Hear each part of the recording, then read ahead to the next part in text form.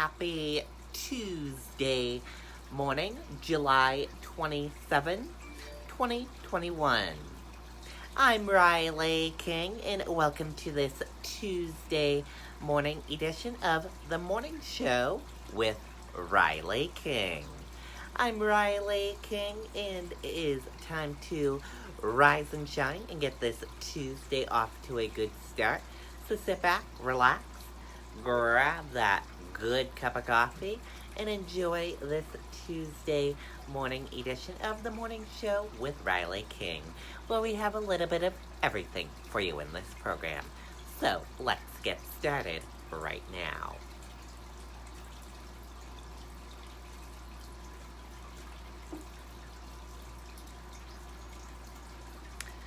First up, California's largest wildfire prompts home evacuations. Let's take a listen to that video from ABC News. Movie night. Should have been watching this film instead. Tell me something I don't know. With your Farmer's Policy Perk guaranteed replacement cost, your home can be rebuilt regardless of your limits. That's really something. Get a whole lot of something with Farmer's Policy Perks. We are farmers. Bum, bum, bum, bum, bum, bum. The extreme fire danger in the West, more than 85 major fires in 13 states now, and the air quality alerts all the way to the East Coast. In fact, one just issued late today in Boston. ABC's Will Carr on the front lines in Loomis County, California tonight. Tonight, California's largest fire is now 6 times the size of San Francisco. The Dixie Fire merging with the nearby Fly Fire, burning through steep, rugged terrain, forcing more than 8,000 to flee, threatening more than 10,000 structures, more than a dozen already destroyed, the fire at times creating its own weather patterns. That fire dwarfed by the massive Bootleg Fire in Oregon, now scorching over 400,000 acres, burning so hot and so fast, officials confirming it created its own tornado over the weekend. This is at least 75 million Americans are facing moderate to exceptional drought conditions, and monsoon storms are turning deadly in the West. Oh my God. In Miller County, Utah, nearly 24 vehicles crashing on I-15 Sunday after wind spawned a sandstorm that blinded drivers. At least 8 people, including children, did not survive.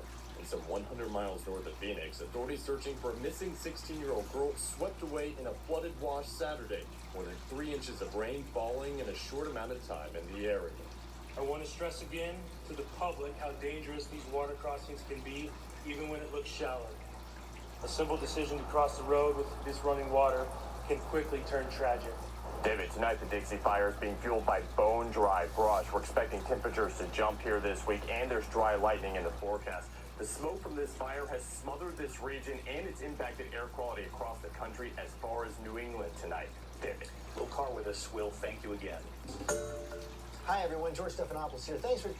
Okay, and there you go on that video and that report.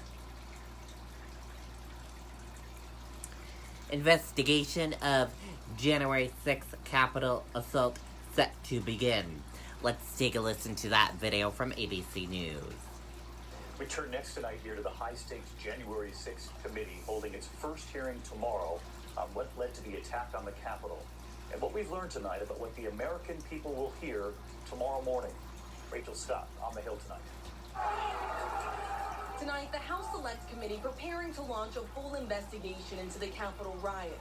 What can the American people expect to learn that they haven't already learned yet? Well, I think a great deal. They'll hear firsthand from these officers who were on the front lines that day. They'll hear, what it was like to take on this vast crowd of insurrectionists, how they feared for their lives. Speaker Nancy Pelosi now adding a second Republican to the panel. Congressman Adam Kinzinger of Illinois joining Congresswoman Liz Cheney of Wyoming. House Republican leadership is boycotting the investigation. After Pelosi rejected 2 Republicans, GOP leader Kevin McCarthy chose to serve on the committee. McCarthy pulled all 5 of his picks. So some Republicans have been saying that the GOP should play ball on this committee. You could get the 3.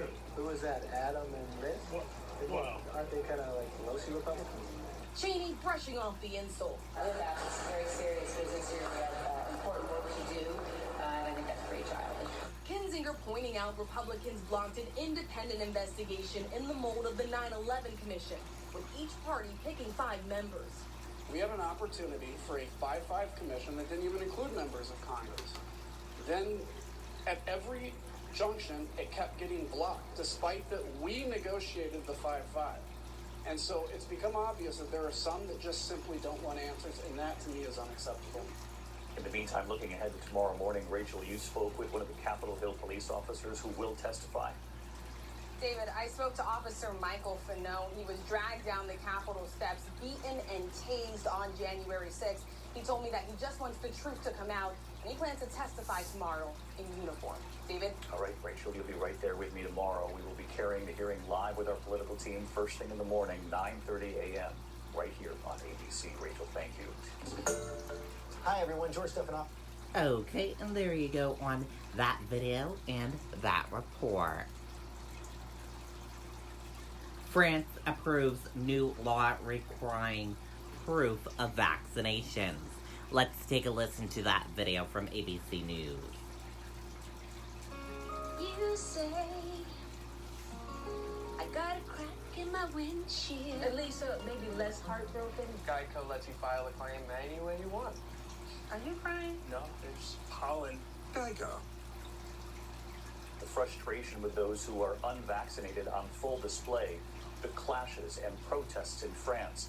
That country now requiring vaccination passports for restaurants, bars, museums, theaters, and French President Emmanuel Macron saying to those who refuse to be vaccinated, it's time you stay at home, not us. Here's our senior foreign correspondent, Ian Hamilton. Tonight, protests across Europe as countries move to allow only vaccinated people and those with a negative COVID test access to certain venues. France seeing the most violent clashes, with riot police using tear gas against crowds protesting the new law, where those fully vaccinated and testing negative getting access to bars, restaurants, cinemas, museums and big events. French President Emmanuel Macron pleading for unity after the protest, saying, "What is your freedom worth if you say to me, I don't want to be vaccinated, but if tomorrow you infect your father, your mother, or myself?"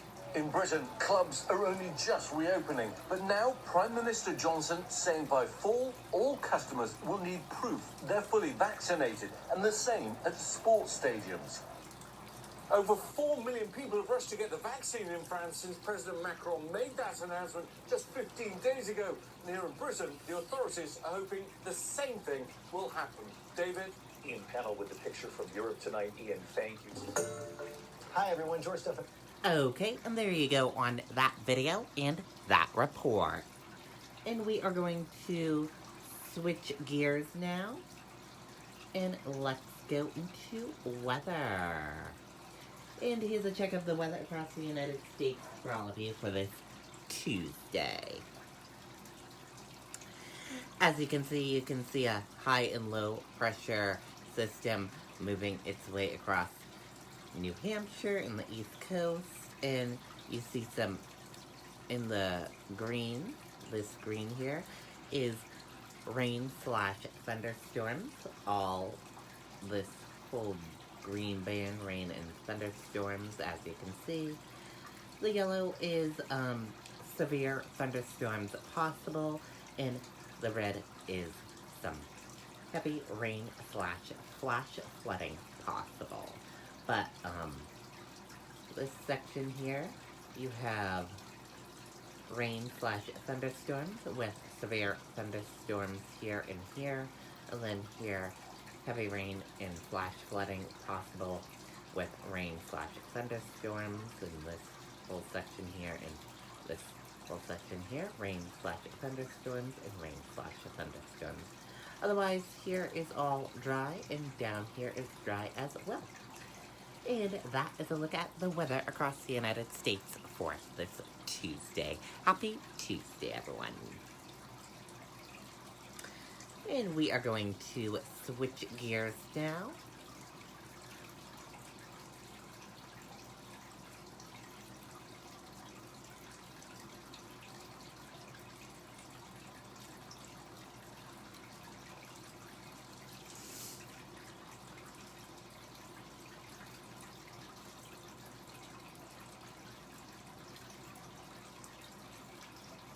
And let's take a look at this.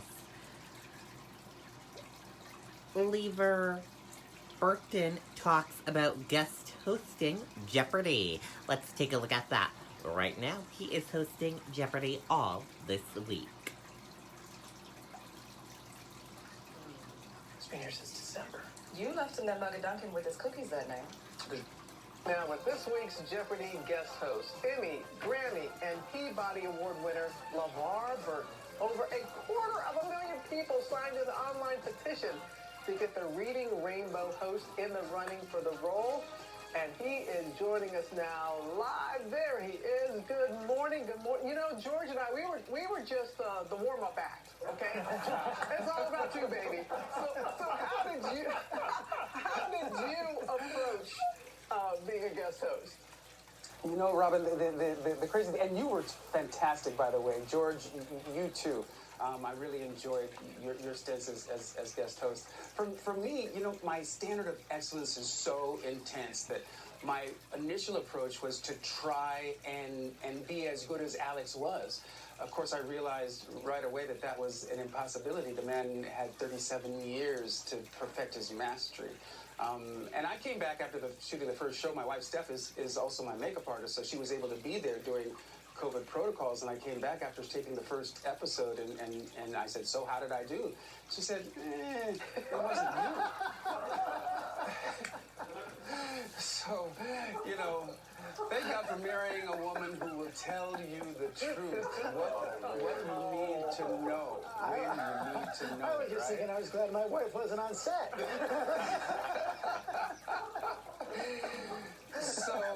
So after I got the heads up from Steph, I just went out there and tried to bring as much LeVar to the moment as I possibly could, and I'm hoping that worked out better. Let's see him bring LeVar to the moment.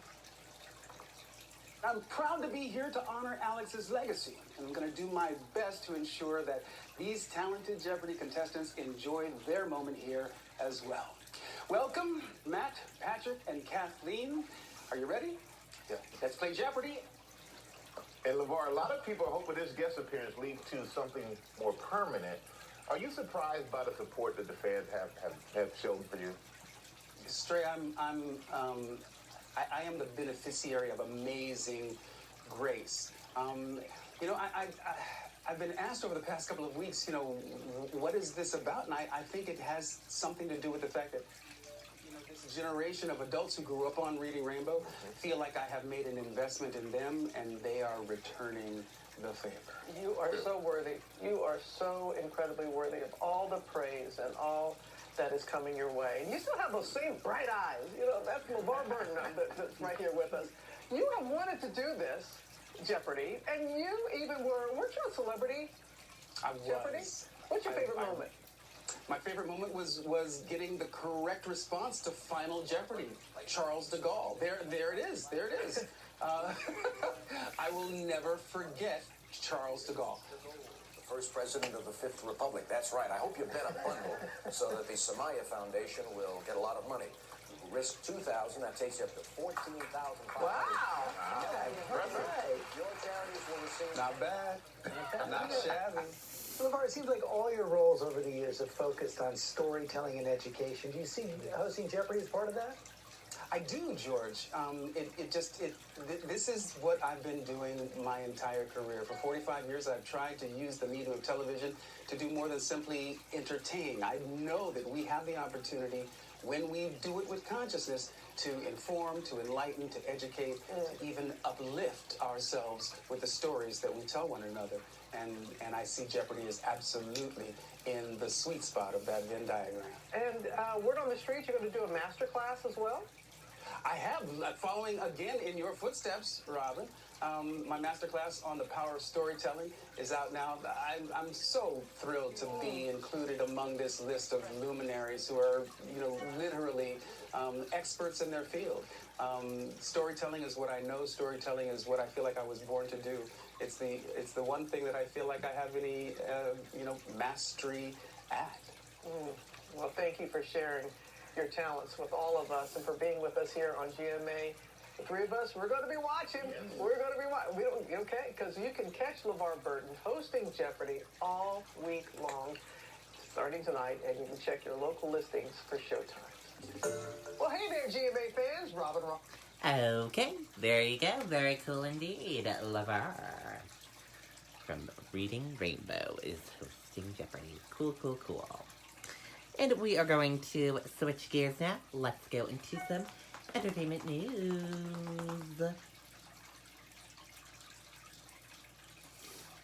And in entertainment news, Britney Spears goes topless following candid messages about her court battle. Let's take a look at that from Entertainment Tonight. First time I uploaded a video, I was scared to death. But Kajabi made it easy to face my fear. Britney Spears is going bold on social media. Over the weekend, the pop icon shared 2 topless photos of herself to Instagram. The pics were seemingly taken in her backyard. Britney posted this photo on Friday and this one on Saturday. For both posts, Britney took a break from her long captions. A potted plant accompanied the first pic, and 3 shining stars are seen next to the second shot. Each photo currently has over 2.5 million likes, and her celebrity fans are here for the near-nude looks. Snooki commented, quote, gimme more. Shay Mitchell simply left these fire emojis. Paris Hilton, one of Britney's high-profile supporters amid her conservatorship battle, dropped both of her trademark catchphrases. That's hot and sliving, for when you're both slaying and living your best life. And she's just so sweet and down to earth and really an amazing woman, and I'm just so proud of her. Meanwhile, OG Britney supporter Chris Crocker wrote, quote, the spirit of freedom. The new post follows a series of candid messages Britney's been sharing to Instagram. On Thursday, Britney hinted that she loves being able to drive by herself, which follows her bombshell testimony last month, where Britney claimed she's been unable to do so under her conservatorship. When did you last feel free? When I got to drive my car a lot. Britney even voiced her frustration about it in this bonus scene from the documentary Britney for the Record, which premiered in 2008, the year her conservatorship was put into place. I love driving my car. There's something about being able to drive your car that allows freedom. And I haven't been able to drive my car. A week ago, Britney also clapped back at criticism of the dance video she's been sharing to Instagram. Britney said she won't be performing on stage, quote, anytime soon, because of the control her father, Jamie Spears, would have over her performance. Am I going to take the stage again? Will I ever take the stage again? I have no idea. Britney wrote, quote, I'd much rather share videos, yes, from my living room instead of on stage in Vegas. She added, quote, my so-called support system hurt me deeply. This week, Britney's legal battle continues, and a new layer of urgency hangs over the proceedings. On Monday, Britney's temporary conservator Jody Montgomery will be requesting 24/7 security after claiming she's been receiving death threats from Britney's fans. What today was about was an issue concerning security. Britney's safety was also discussed in court last week, and ET heard from her new attorney, Matthew Rosengart, who gave a brief statement following the hearing. I once again want to thank Britney Spears for her courage and for her strength. And I also want to thank Britney Spears' fans and supporters. The outreach and support for my firm, myself, and most importantly, Britney, has truly been overwhelming. Finally, and the last thing I'm going to say about this matter is, as I said in court last week and outside, my firm and I are moving aggressively and expeditiously to file a petition to remove Jamie Spears unless he resigns first. Thank you. Okay, and there you go on that video and that report. Jennifer Lopez and Ben Affleck kiss on her 22nd birthday. Let's take a look at that right now from Entertainment Tonight.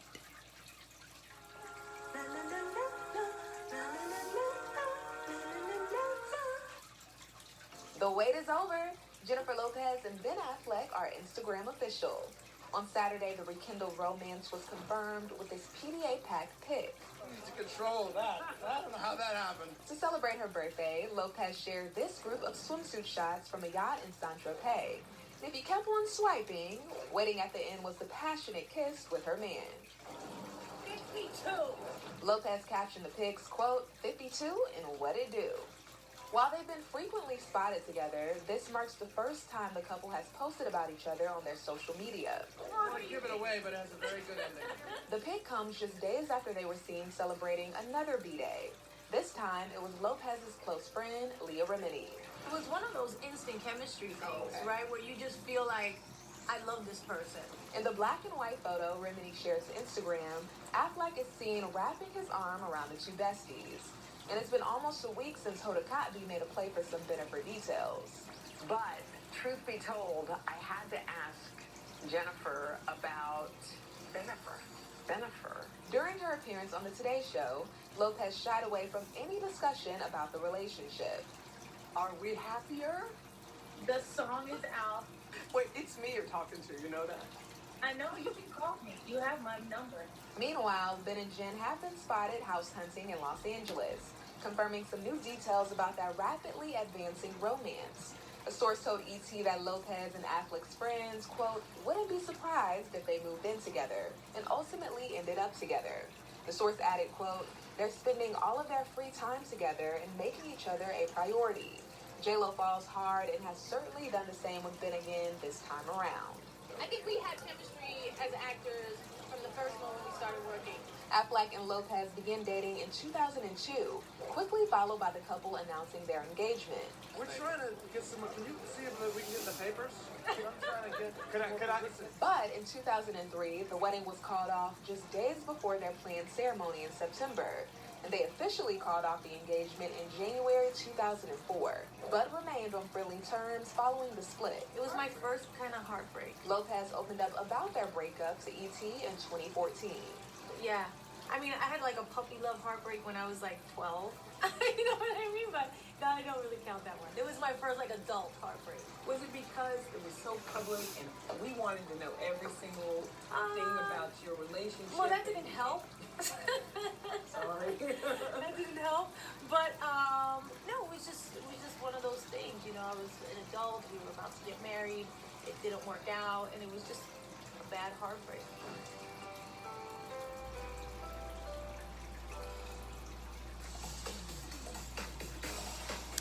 Okay, and there you go on that video and that report.